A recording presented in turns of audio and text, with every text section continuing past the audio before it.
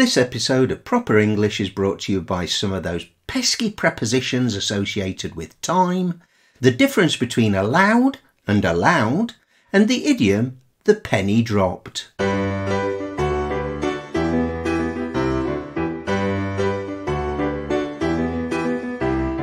Hello, I'm Alison. And I'm Dave. And we'd like to welcome you to our podcast, which as you know is called Proper English. If you're learning English and you want to know when to use in and on, if you get confused by through and till, if you're puzzled by for and since, then Proper English is just the thing for you.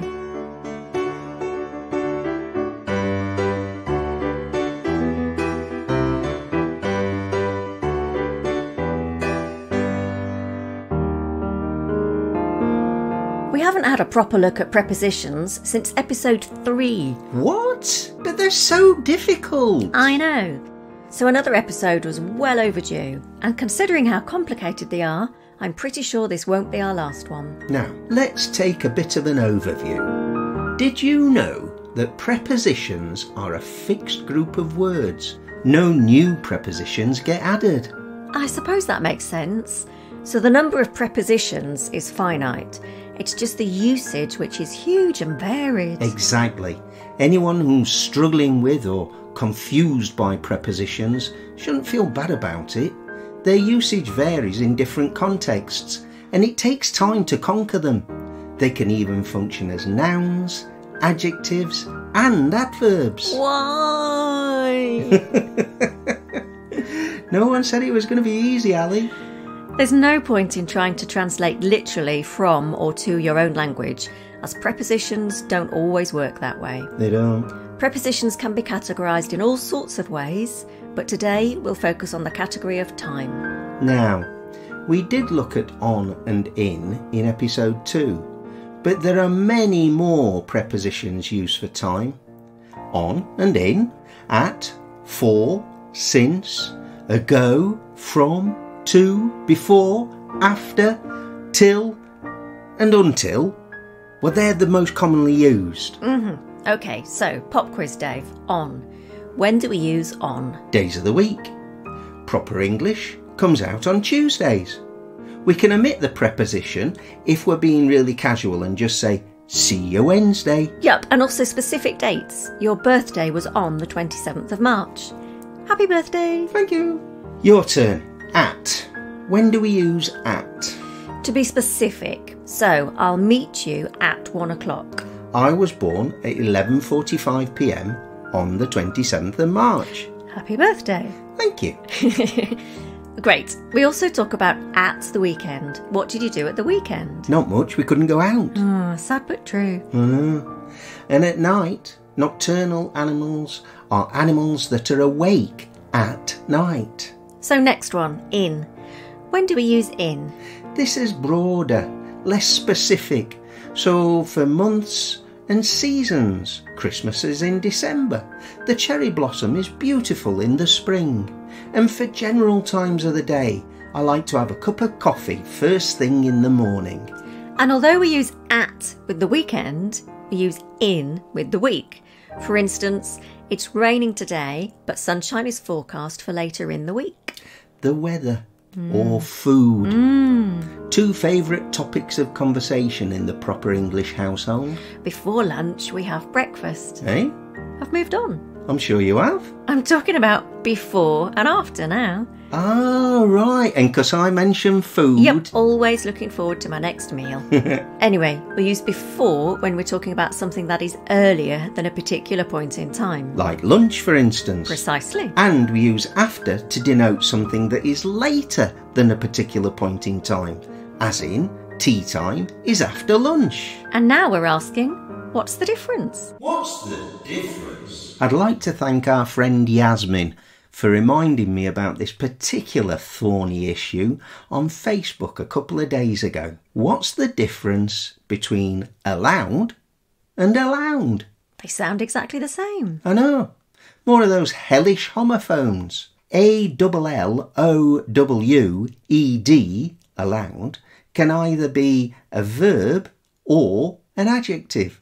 It's the past tense of the verb to allow, which means to permit, to let something happen.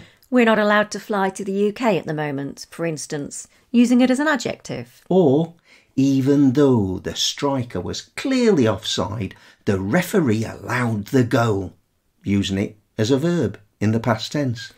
And then there's the other one, aloud, A-L-O-U-D, which is an adverb describing the act of reading or speaking so that somebody can hear you. Reading stories aloud to your kids can be fun, for example.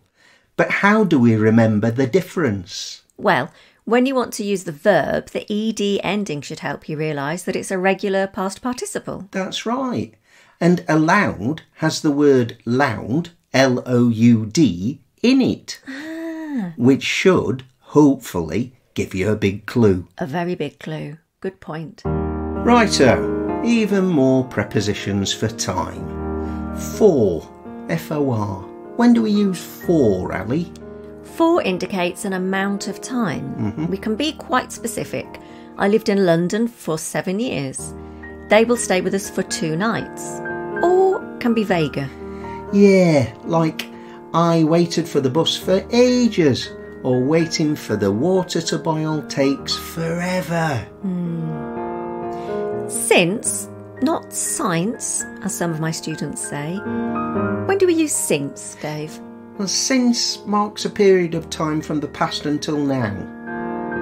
It's usually used with perfect tenses. We have been living in Portugal since 2016.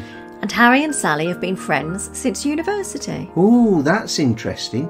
It doesn't need an actual date as such. No, the time is implied.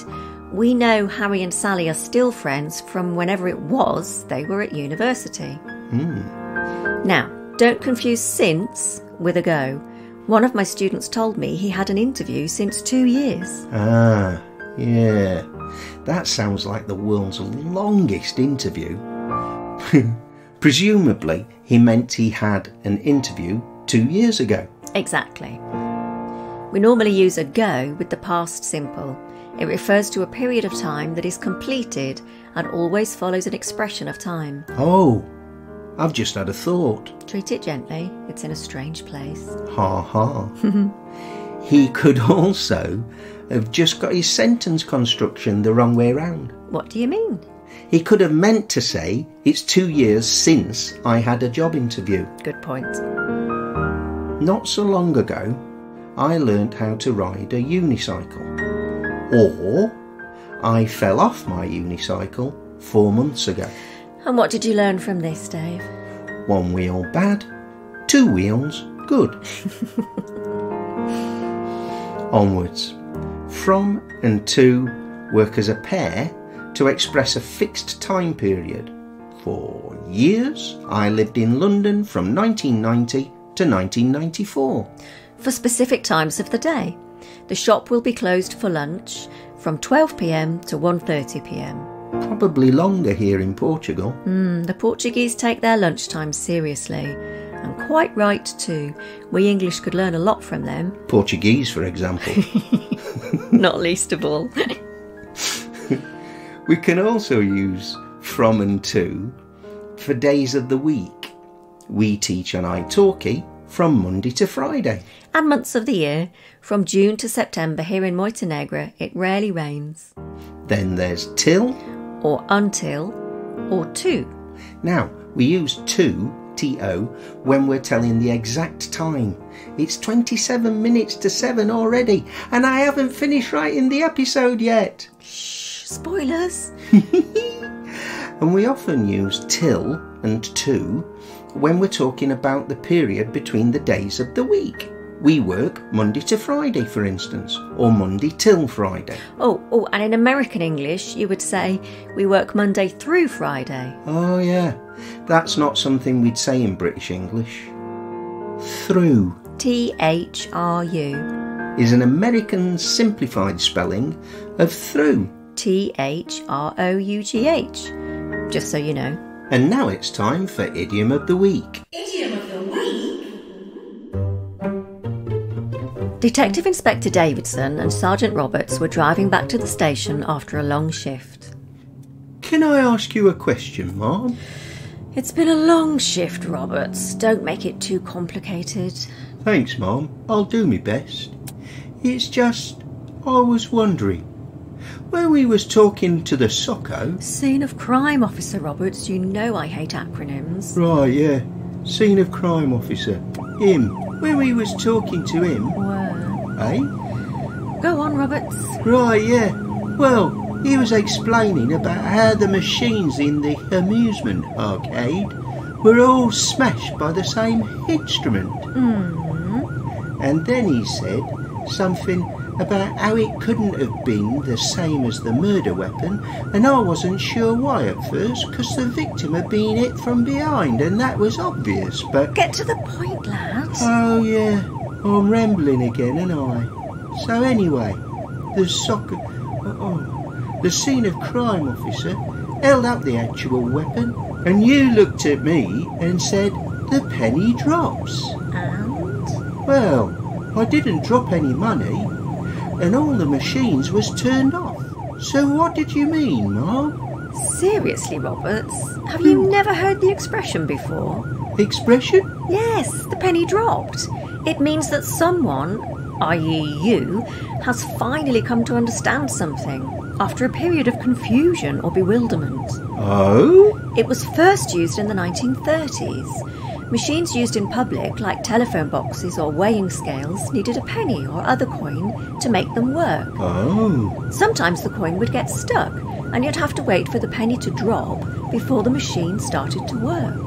Oh, I see. You was being a bit mean, weren't you, Mom? I was, Roberts. I apologise. Now, let's have a bit of peace before we get back and have to start writing our reports. As you wish, Mom.